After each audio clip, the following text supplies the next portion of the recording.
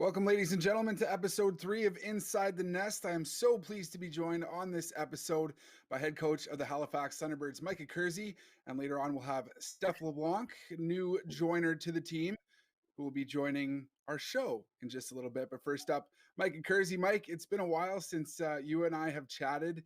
It's always great to talk lacrosse with you, and you have been one busy guy over the off season, and so is Halifax. But we have a lot to get to. Welcome to the show. Yeah. Thanks for having me, Tice.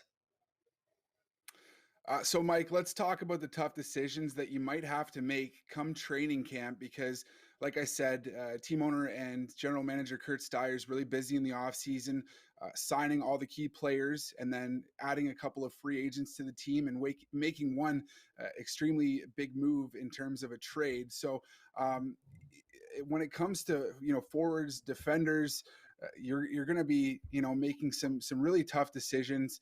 How are you sitting with that at this point, and kind of what's on the chopping block here? I'm trying hard not to think about it too much because I think there is going to be a lot of really difficult, situations. I mean, you had, big defenders in David Brock and Tyson Bell to an already stellar defense. It's like who goes out, and those are the decisions that are going to be really, really challenging for us. And it was no different than last year. We had a lot of strength on both sides of the ball, and come that roster decision making time, there was a lot of debate on which way we were going to go in certain situations, and we've added some really good defenders in our first round pick, and then a couple guys through trades, one through free agency. So I'm not looking forward to it. I'm going to have some sleepless nights, I can guarantee that. Now, in the off season, have you been kind of watching game tape back and identifying some certain areas that you may need to improve heading into the 2021 season? Yeah, I mean, I never stop watching film. It's something that I really like to do and enjoy watching game film. And the players used to make fun of me about it because they would say play, and now I would know that play off by heart. They're like, "How do you remember that?" I'm like, "Well, I watched the game 4 or 5 times already." So yeah, I mean, it is going to be. I think the biggest part for us was consistency. We would start out really strong in a game, and then we would have that lull between the second and third quarter, and then we would pick it back up in the fourth, and we would have those amazing comebacks. It's how do we prevent that putting ourselves in that situation, right? That consistent effort for 60 minutes, I think, is something that we definitely need to improve upon, and getting out of the gates. Better. I mean, we were slow. Again, we would put ourselves in a situation, be down, 5-1 at the end of the first quarter. We'd end up coming back and winning. But, why did we put ourselves in that situation? We tried some different things during the year that seemed to help with that. And that's for, different mental preparation, different physical preparation that we had our strength and conditioning coach and Dan Noble do before the games at halftime. So we tried some different situations and those started to work. But again, I think that consistent effort for 60 minutes is something we definitely have to improve upon. Mike, your first season with the Halifax Thunderbirds last year, now you really managed to create this cohesive unit. And when I was there at the draft just back in September, it really felt like a family, and it's incredible to see what's been built there. What was your plan of attack going into year one with the Thunderbirds? Well, I think, the plan is to always put your best foot forward. And it's something that I try to do as a coach, and something that I try and instill in our team is, you can never settle for good enough. And I think that in professional sports, you always have to be making adjustments. You always have to try and find a different angle to get the job done. And if you don't, people will get a book on you. And once they got a book on you, anybody can shut you down. So I think it was trying to get everybody outside of their comfort zone and pushing themselves in practice, pushing their limits on what they expect out of themselves, out of their teammates. And I think when you have a group of individuals that are all trying to do better and all trying to hold each other accountable to be better, it makes it really easy to push guys. And we definitely pushed guys really hard in practice.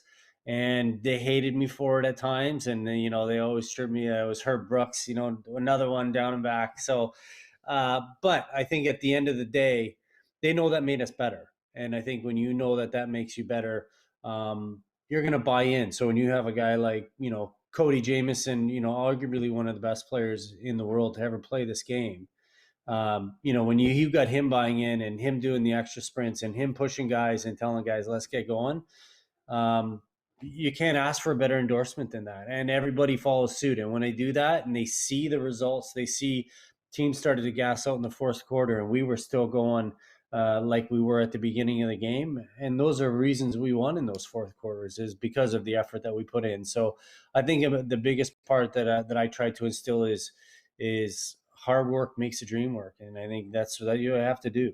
We have to work hard. We can't settle for good enough. We always have to be looking for ways to improve. And the guys bought into that. And then once you start winning, well, winning is fun. And once you have that fun, everybody gets to enjoy themselves a little bit more. And then they see the fruits of their labors. And when you see that, it makes it real easy again to buy in when you got to switch. We got to flip the switch at some point. Now, we briefly touched on it earlier, but there's a lot of teams in the offseason that really got kind of picked apart, and Halifax wasn't one of those teams, being very busy in the offseason, adding some key members. Let's kind of break down those acquisitions just briefly here. But Tyson Bell, coming from Calgary, he's an NLL champion. Just what does he add to this roster? Well, I think that championship pedigree for sure. I mean, you win a championship game, and playing in championship games, I think he's played in a few in Calgary. You learn a lot from those games, and I think that experience of playing and being put in those pressure cookers is something that you can't teach. I mean, you got to be in those situations in order to learn from them. So, that championship pedigree is huge. He is a buzzsaw. He's all over the floor. It's something that I think Billy D is going to have to, sometimes you want to rein it in. Sometimes you want to let it loose, just depending on how tight you want to hold the chain. But, he does bring that intensity. Guys hate to play against him, but he's a guy that you love having on your team. So, I mean, the fans of Halifax are going to love him. I know our teammates are excited to have him on our team. So he's going to be a real good piece. All right, let's move on to a player that doesn't quite have the championship pedigree just yet. He's been with 6 teams in the National Lacrosse League, been around for quite a bit. The Brocket ship, David Brock, coming to Halifax to play. What's your experience been like with him, and just what does he add to this roster? David Brock was a guy that we wanted to add last year. I met with him the first day of free agency. We actually went out for dinner with Billy D and myself. We met him for dinner and talked about, what our vision was in Halifax, where we thought the team was going to go. He opted to play in Toronto. He had his reasons, and, I respected those. But I think the year before, when he was in New England, I think he should have won Defender of the Year, or at least should have been in the conversation to win Defender of the Year. He had a fantastic year statistically. He was right up there in loose balls, in goals scored for defenders. And he's a presence on the floor. So I think he had a little bit of a downturn last year in Toronto, but I think that's just the system that they play, a little bit slightly different system, and they have their guys that they like to use in certain situations. So I think he was underutilized in Toronto, and that's not a mistake that I'm going to make. So again, big presence, strong body, run for days. I'm excited to see him wear the Halifax jersey. This one's kind of hot off the press. Clark Peterson signing a 2-year contract extension just yesterday. What does Mm-hmm. he add to the team? Third in rookie scoring pass in the past season. That was obviously cut short. So he could have attained by the end of the year, but I think there's some really high hopes around this kid. Yeah, I mean, we knew where we were in the draft to get him. We were pretty excited because we kind of figured he would fall into our lap, and he has been an elite player in every league that he's played in, and he had his ups and downs over last season, but overall towards the end of the year, he was a guy that you knew was consistently going to produce for you. He scored some huge goals for us. I think the game winner against Buffalo He was, part of the big rally against Sask. Like, the kid can score. He's got a great touch, a great IQ. He's got a phenomenal work ethic. He is one of the hardest workers. Just a great individual, and I'm really excited to see what level Clark can take his game to. I think he's obviously always been on successful teams and had successful career in junior. I've yet to see what happens in senior, but in the professional league, he's well on his way to being an all-star in this league, and I think he's going to have a long and illustrious career. And I'm excited to see how he molds and develops into one of those guys. And I'll save I can't say the best for last here, but it's probably just the best segue into who we've got coming up on the show. And be careful here because Steph is on the line and he's listening. But Steph LeBlanc being added to the organization, he's actually living in Halifax, which is so great to have a player actually in market. What does this player do for your team? Steph, again, the guy has been there, done that. I mean, he's had a tremendous career so far. Obviously one of the top goal scorers to ever play this game. I mean, how do you not get excited about having a guy like that on his team? He makes everybody around him better too. I mean, he can score goals, he can feed.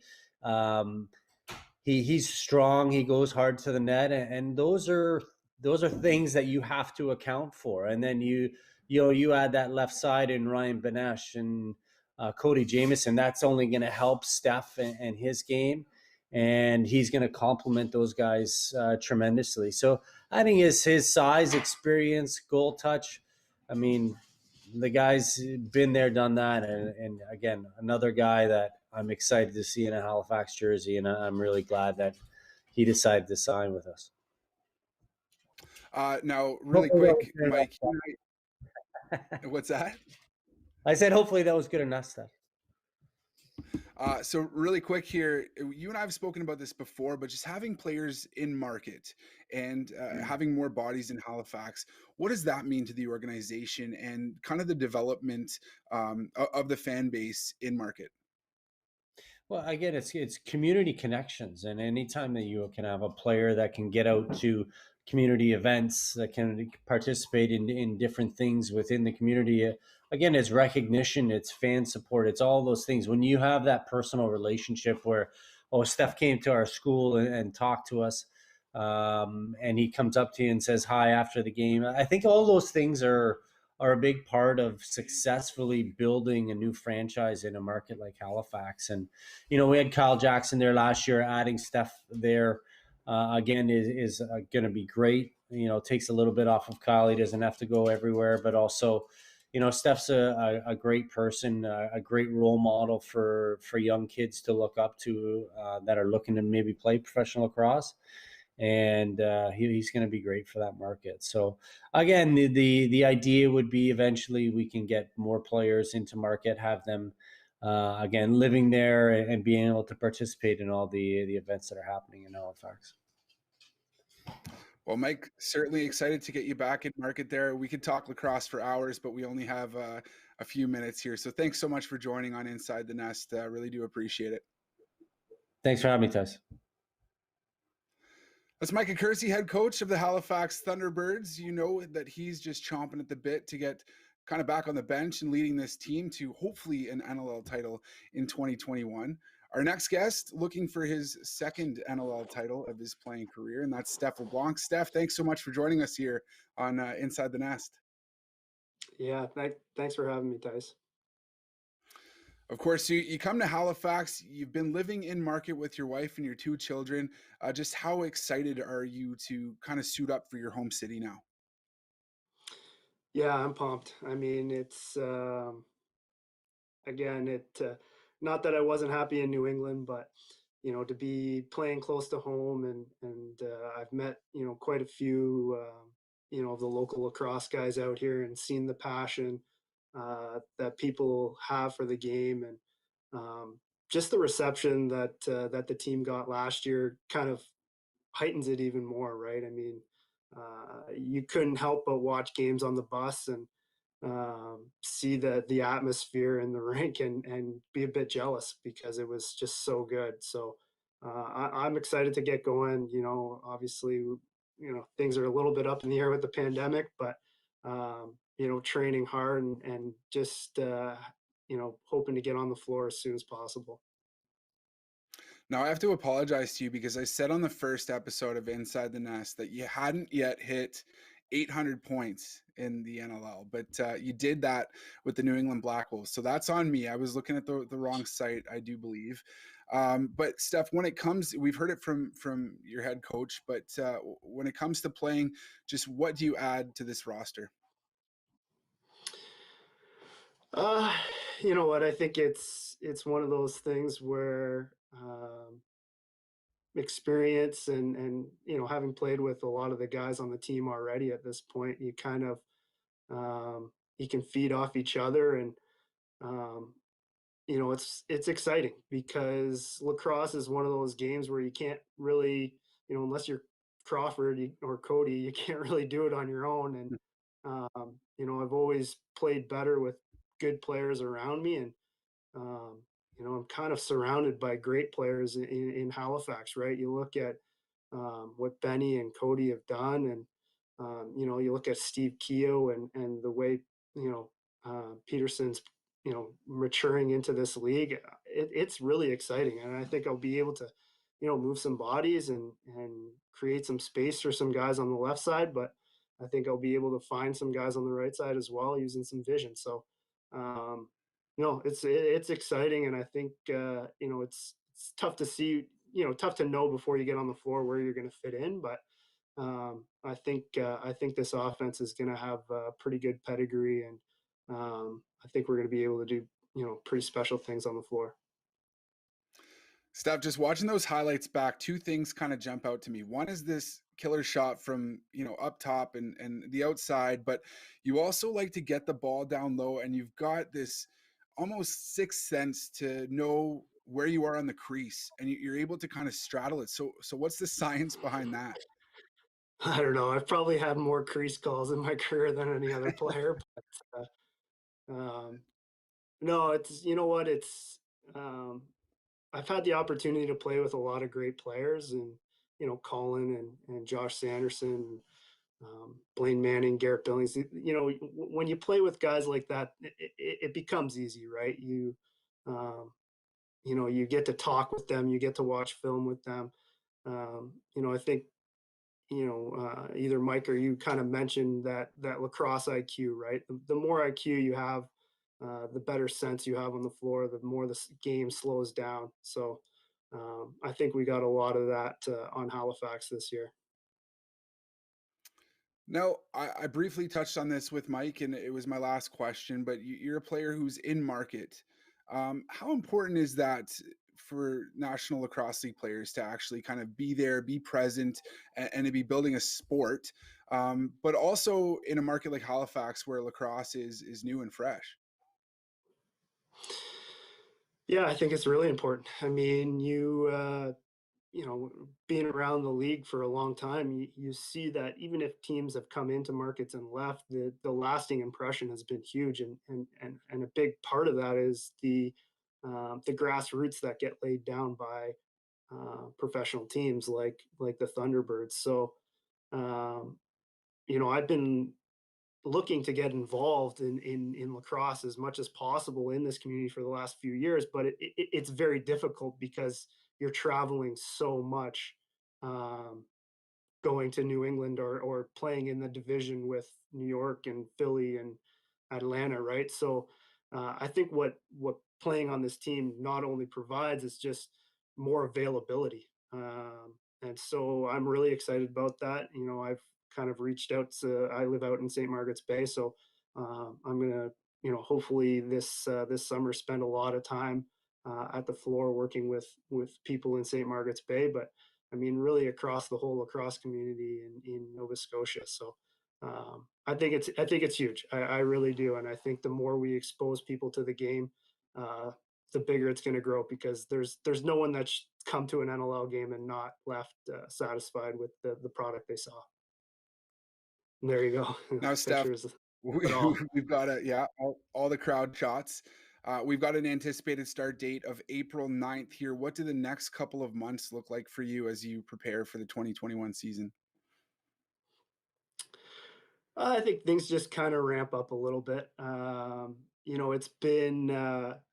It's been an interesting kind of year, right? With COVID, you kind of started the first 3, 4 months unable to kind of leave your house, so those home workouts became kind of the norm, and um, you know, I'm, there's been some ebbs and flows in that as well, right? So finding the motivation can sometimes be a little bit difficult when you're cooped up in your basement. Um, Positive thing is I've joined up with a great group in Onside Fitness in Bears Lake, so local kind of CrossFit box there. So they have a really good support system, a good community that I've been able to join. So I've been there for about 3 months now. I plan to continue going there now that the latest kind of pandemic closures have opened up. It's a really big relief, right? When you work from home and you're at home all the time, that gym becomes your sanctuary. And I think anybody that kind of knows me knows that I do enjoy that aspect of the game, and being around the grind of the game is part of the fun, right? So ramping up over the next kind of, call it, 3 months. A lot of the same. Feeling really good right now. Again, the break for someone that's played in the league for 10, 11 years, uh, it does the body a little bit of good, right? The joints feel good. Still getting out, when before the closures, we were playing lacrosse kind of every Sunday for a few hours. So uh, the stick has been in my hand quite a bit. I'm excited. I think it'll be a good training camp. Hopefully we get at least a good month in where we're banging and crashing, and getting the calluses worked in a little bit more than they are right now. But I think that happens if we can get started in early April. It's going to be a good show. Well, anticipation is certainly high, and we definitely can't wait to see you suit up in a Halifax Thunderbirds uniform. Stephan Leblanc, thanks so much for joining us here on Inside the Nest. No, thanks for having me. That's Stephan Leblanc, the newly acquired of the Halifax Thunderbirds. Can't thank him enough. And Mike Accursi, of course, the head coach of the team, for joining on this episode. And thank you for tuning in. For everyone, we just want to say a big thanks for spending your Tuesday night with us here. One more reminder, I guess I haven't done it yet on this episode, but you can head to halifaxthunderbirds.com/win for your chance to win a Halifax Thunderbirds prize pack. That is still active. That's our kind of thank you to you for tuning in. And season tickets also still available. Head to halifaxthunderbirds.com for more information. We are counting the days to the start of the 2021 season. Everyone is excited, and it's going to be fantastic. Take my word for it. Thanks for joining here on Inside the Nest. We'll see you in 2 weeks, where Teddy Jenner, voice of the National Lacrosse League, and Ryan Benesh will be joining. These two know each other from their time in Colorado spent together, so it'll be one great episode. Ryan Benesh, been around the National Lacrosse League, as has Teddy Jenner, so there's going to be lots of great insight that is offered up there. That goes on January 12th, so be sure to tune in. Same time, 8 p.m. Atlantic, 7 p.m. Eastern. We will see you then. Take care.